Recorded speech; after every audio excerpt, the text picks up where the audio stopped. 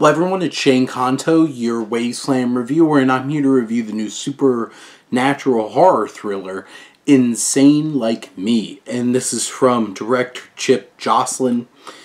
And this film focuses on the story of a veteran who winds up being put away into an asylum by the chief of police, the sheriff in town, when the sheriff's daughter, this veteran's girlfriend, goes missing after interactions with vampires at this hotel.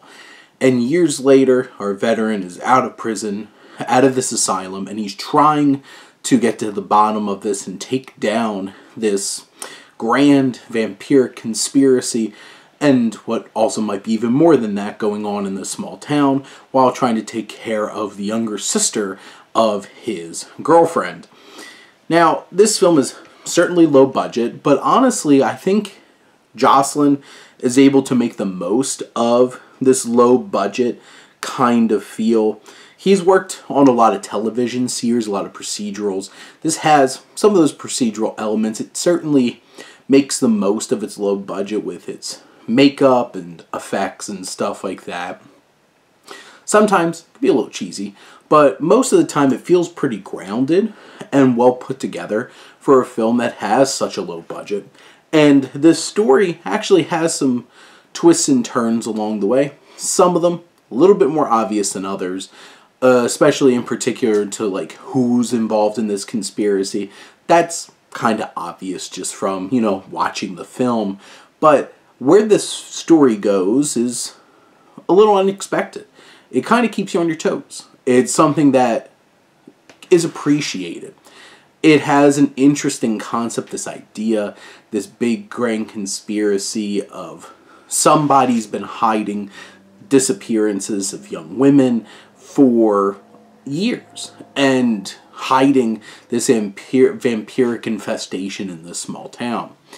The film has some creepy moments. It has a few scary moments. I think the cast is rock solid.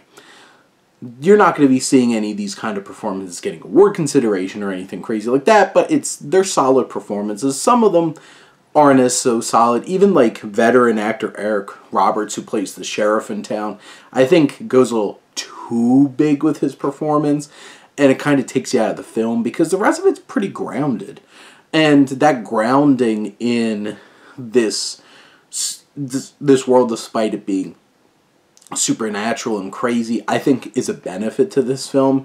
It's not trying to be big, bold, and crazy. It doesn't really have the budget for that.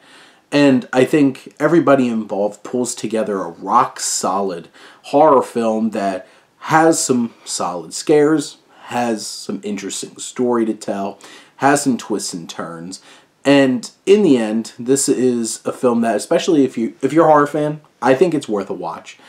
I don't know if this will get a whole lot of people that are not horror fans to really want to take the time and watch this, but I do think this is a rock-solid film and a tight hour and 25 minutes that delivers an interesting spider web of creepy layers to it.